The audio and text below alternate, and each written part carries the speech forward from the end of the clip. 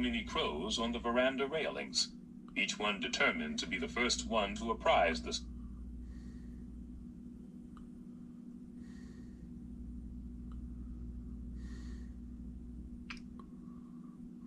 Here we go with an old classic book. Thank you for joining me. It's called Uncle Tom's Cabin. This is Audible. Uncle Tom's Cabin by Harriet Beecher Stowe. Narrated by Richard Allen. This unabridged audiobook was produced in the year 2008 by Tantor Media Incorporated, which holds the copyright thereto. Volume 1, Chapter 1, in which the reader is introduced to a man of humanity. Late in the afternoon of a chilly day in February, two gentlemen were sitting alone over their wine in a well-furnished dining parlor in a town in Kentucky. There were no servants present, and the gentlemen, with chairs closely approaching, seemed to be discussing some subject with great earnestness. For convenience sake, we have said hitherto, two gentlemen. One of the parties, however, when critically examined, did not seem, strictly speaking, to come under the species. He was a short, thick-set man, with coarse, commonplace features and that swaggering air of pretension which marks a low man who is trying to elbow his way upward in the world. He was much overdressed, in a gaudy vest of many colors, a blue neckerchief bedropped gaily with yellow spots, and arranged with a flaunting tie, quite in keeping with the general air of the man. His hands, large and coarse, were plentifully bedecked with rings, and he wore a heavy gold watch chain, with a bundle of seals of portentous size and a great variety of colors attached to it, which, in the ardor of conversation, he was in the habit of flourishing and jingling with evident satisfaction. His conversation was in free and easy defiance of Murray's grammar, and was garnished at convenient intervals with various profane expressions, which not even the desire to be graphic in our account shall induce us to transcribe. His companion, Mr. Shelby, had the appearance of a gentleman, and the arrangements of the house and the general air of the housekeeping indicated easy and even opulent circumstances. As we before stated, the two were in the midst of an earnest conversation. "That is the way I should arrange the matter," said Mr. Shelby. "I can't make trade that way. I positively can't, Mr. Shelby," said the other, holding up a glass of wine between his eye and the light. "Why, the fact is, Haley, Tom is an uncommon fellow. He is certainly worth that sum anywhere. Steady, honest, capable, manages my whole farm like a clock." "You mean honest as niggers go," said Haley, helping himself to a glass of brandy. "No, I mean really. Tom is a good, steady, sensible, pious fellow. He got religion at a camp meeting 4 years ago, and I believe he really did get it. I've trusted him since then with everything I have. Money, house, horses, and let him come and go round the country, and I've always found him true and square in everything. Some folks don't believe there is pious niggers, Shelby," said Haley with a candid flourish of his hand. "But I do. I had a fella now in this year last lot I took to Orleans. 'Twas as good as a meeting now, really, to hear that critter pray.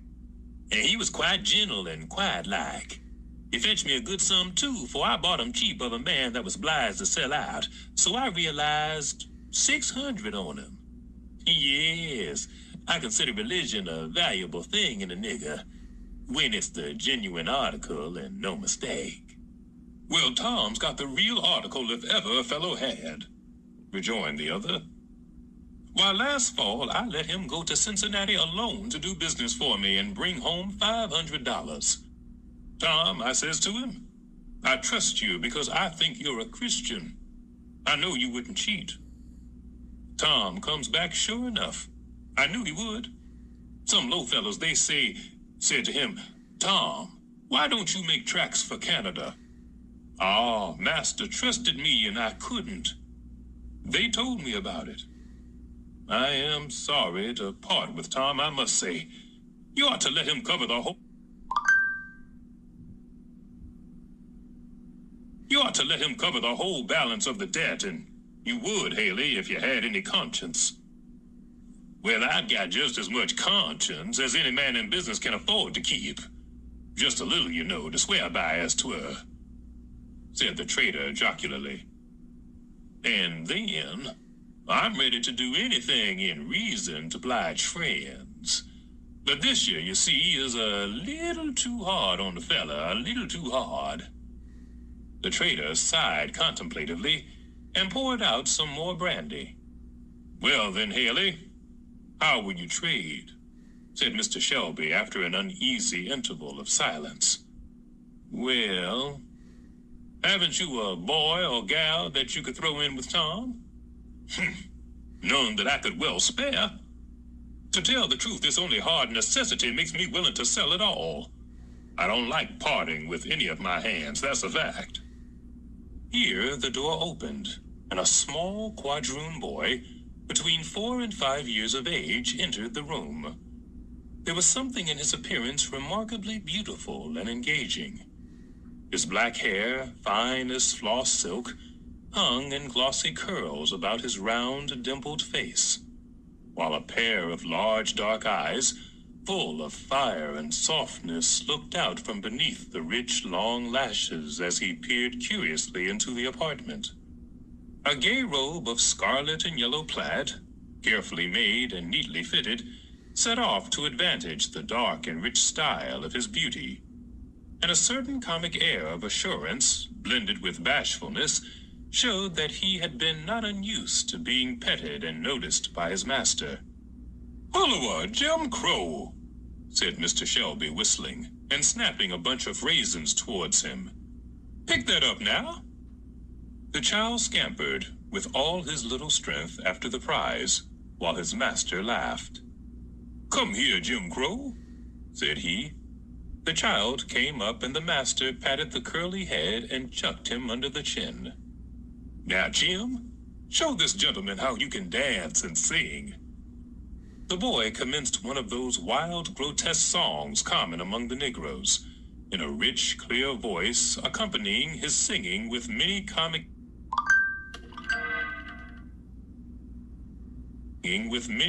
evolutions of the hands, feet, and whole body, all in perfect time to the music. "Bravo," said Haley, throwing him a quarter of an orange. "Now, Jim, walk like old Uncle Cujo when he has the rheumatism," said his master. Instantly, the flexible limbs of the child assumed the appearance of deformity and distortion, as with his back humped up and his master's stick in his hand, he hobbled about the room, his childish face drawn into a doleful pucker, and spitting from right to left in imitation of an old man. Both gentlemen laughed uproariously. "Now, Jim," said his master, "show us how old Elder Robbins leads the psalm." The boy drew his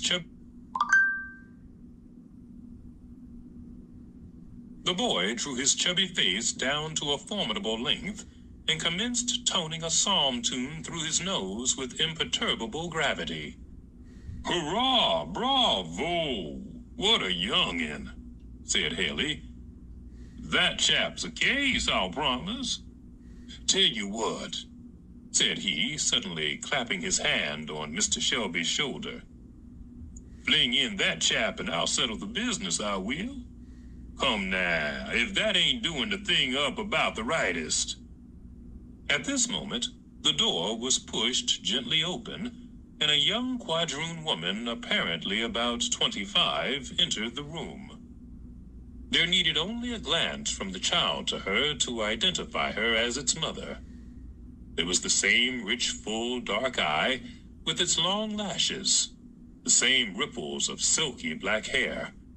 The brown of her complexion gave way on the cheek of a perceptible flush, which deepened as she saw the gaze of the strange man fixed upon her in bold and undisguised admiration.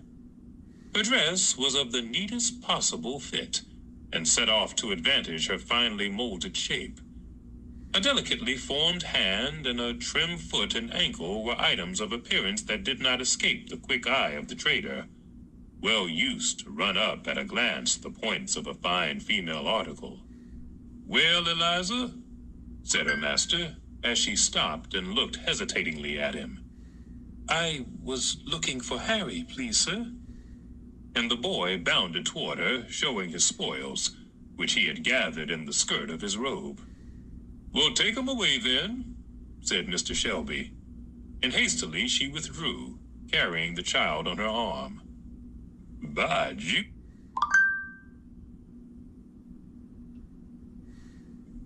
Jupiter," said the trader, turning to him in admiration.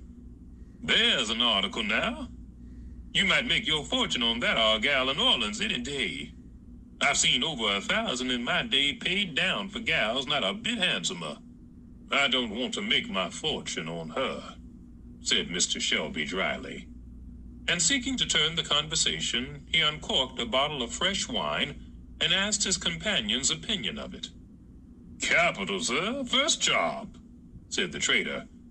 Then turning and slapping his hand familiarly on Shelby's shoulder, he added, "Come, how will you trade about the gal? What shall I say for her? What do you take?" "Mr. Haley, she is not to be sold," said Shelby. "My wife would not part with her for her weight in gold." Aye. Women always say such things 'cause they hadn't no sort of calculation. Just show 'em how many watches, feathers, and trinkets one's weight in gold would buy. And that alters the case, I reckon. I tell you, Haley, this must not be spoken of. I say no, and I mean no," said Shelby decidedly. "Well, you'll let me have the boy, though," said the trader. "You must own I've come down pretty handsomely for him." "What on earth can you want with the child?" said Shelby. "Why, I've got a friend that's going into this here branch of the business. Wants to buy up handsome boys to raise for the market. Fancy articles entirely. Sell for waiters and so on to rich uns that can pay for handsome uns. It sets off one of your great places. A real handsome boy to open door, waiting 10. They fetch a good sum, and this little devil is such a comical musical concern, he's just the article. I would rather not sell him," said Mr. Shelby thoughtfully. "The fact is, sir, I'm a humane man, and I hate to take the boy from his mother, sir." "Oh, you do? La, yeah, something of that on nature. I understand perfectly. It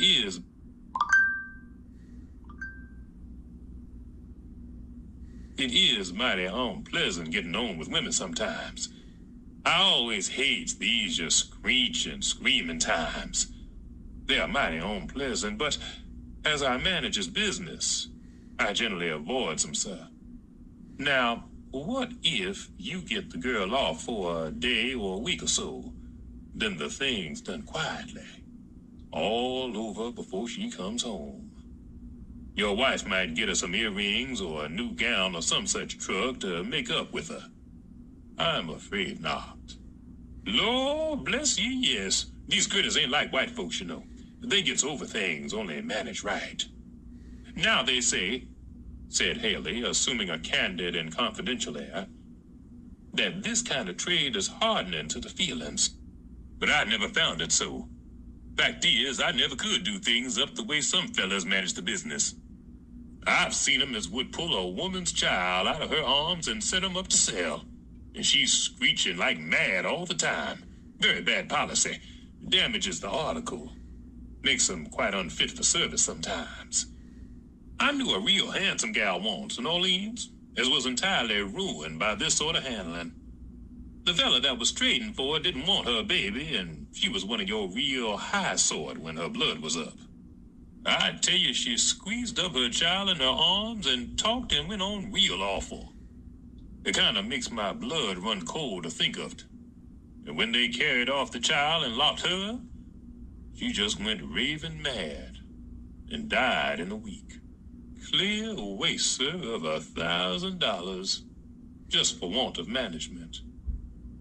There's where 'tis. It's always best to do the humane thing, sir. That's been my experience. And the trader leaned back in his chair and folded his arm, with an air of virtuous decision, apparently considering himself a second Wilberforce. The subject appeared to interest the gentleman deeply, for while Mr. Shelby was thoughtfully peeling an orange, Haley broke out afresh with becoming diffidence, but as if actually driven by the force of truth to say a few words more. It don't look well now for a fella to be praising himself, but I say it just because it's the truth. I believe I'm reckoned to bring in about the finest droves of niggers that is brought in. At least I've been told so. If I have once, I reckon I have 100 times, all in good case, fat and likely, and I lose as few as any man in the business, and I lays it all to my management, sir. And humanity, sir, I may say, is the pillar of my management. Mr. Shelby did not know what to say, and so he said, Indeed. Now, I've been laughed at for my notions, sir, and I've been talked to. They ain't popular and they ain't common, but I stuck to 'em, sir. I've stuck to 'em and realized well on 'em, yes, sir. They have paid their passage, I may say. And the trader laughed at his joke. There was something so piquant and original in these elucidations of humanity that Mr. Shelby could not help laughing in company. Perhaps you laugh too, dear listener, but you know humanity comes out in a variety of strange forms nowadays, and there is no end to the odd things that humane people will say and do. Mr. Shelby's laugh encouraged the trader to proceed. It's strange now, but I never could beat this into people's heads. Now, there was Tom Loker, my old partner down in Natchez. He was a clever fellow, Tom was. Only the very devil with niggers. On principle, 'twas, you see, for a better-hearted fella never broke bread. 'Twas a system, sir. I used to talk to Tom. Why, Tom, I used to say, when your gals takes on and cry, what's the use of cracking them on over the head and knocking on them round? It's ridiculous, says I, and don't do no sort of good. Why, I don't see no harm in their crying, says I. It's nature, says I. And if nature can't blow off one way, it will another. Besides, Tom, says I, it just spoils your gals. They get sickly and down in the mouth, and sometimes they get ugly. Particular yaller gals do, and it's the devil and all getting on 'em broke in.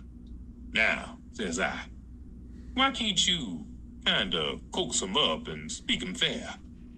Depend on it, Tom, a little humanity thrown in along goes a heap further than all your jawing and cracking.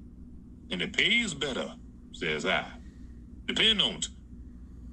But Tom couldn't get the hang on it, and he spiled so many for me that I had to break off with him, though he was a good-hearted fella and as fair a business hand as is going.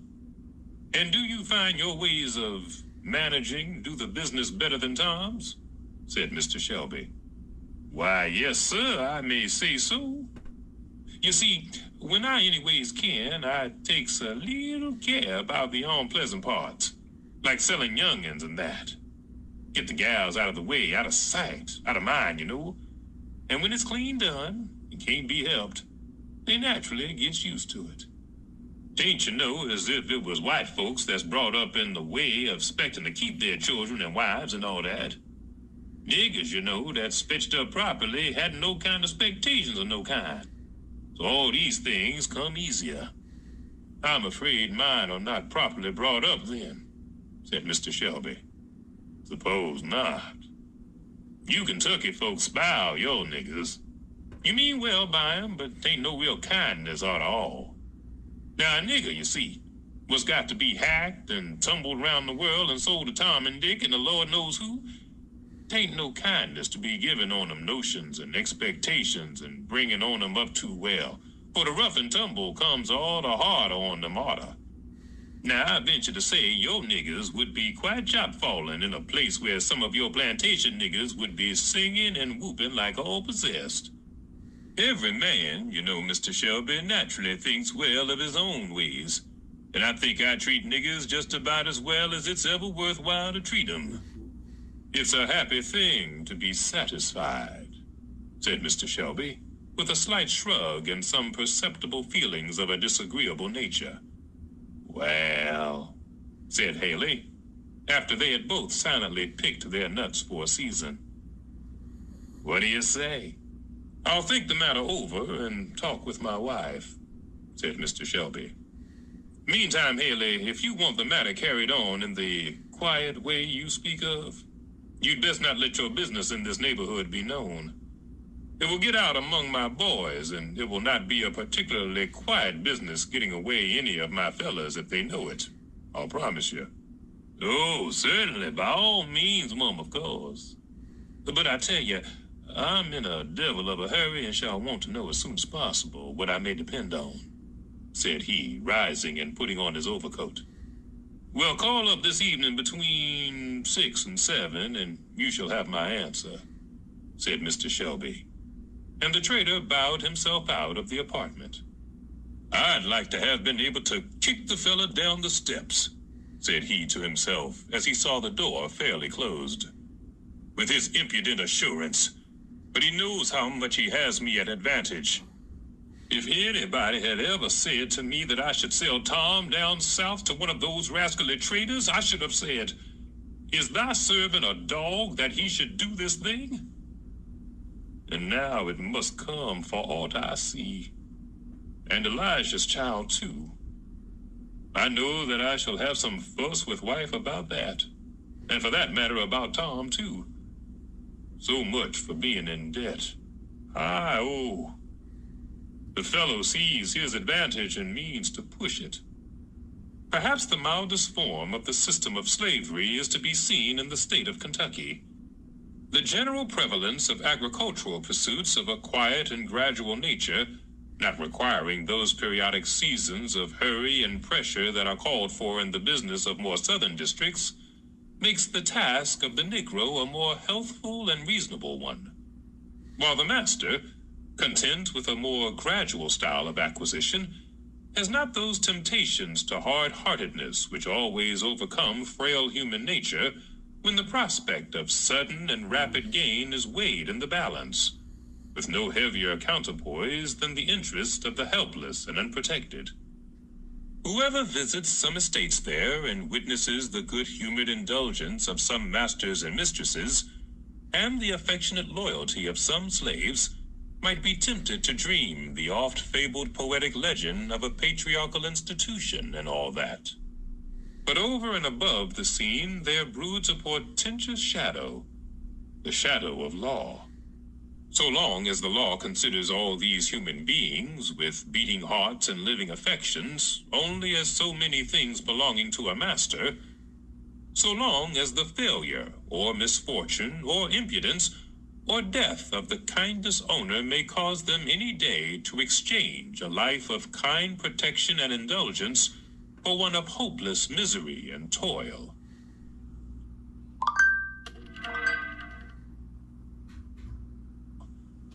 So long it is impossible to make anything beautiful or desirable in the best regulated administration of slavery.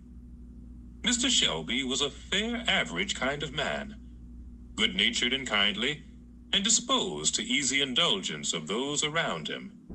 And there had never been a lack of anything which might contribute to the physical comfort of the Negroes on his estate. He had, however, speculated largely and quite loosely, had involved himself deeply, and his notes to a large amount had come into the hands of Haley. And this small piece of information is the key to the preceding conversation. Now it had so happened that, in approaching the door, Eliza had caught enough of the conversation to know that a trader was making offers to her master for somebody. She would gladly have stopped at the door to listen as she came out. But her mistress just then calling, she was obliged to hasten away. Still, she thought she heard the trader make an offer for her boy. Hey, Larry. Could she be mistaken? Your dinner's here. Her heart swelled and throbbed, and she involuntarily strained him so tight that the little fellow looked up into her face in astonishment. "Eliza, girl, what ails you today?" said her mistress, when Eliza had upset the wash pitcher, knocked down the workstand, and finally was abstractedly offering her mistress a long nightgown in place of the silk dress she had ordered her to bring from the wardrobe. Eliza started. Thank you for the food. Thank you. "Oh, Mrs.," she said. Bless the fruit of your body, amen. Okay. She said, raising her eyes. Then, bursting into tears, she sat down in a chair and began sobbing. "Why, Eliza, child, what ails you?" said her mistress. "Oh, Mrs., said Eliza. "There's been a trader talking with master in the parlor. I heard him." "Well, silly child,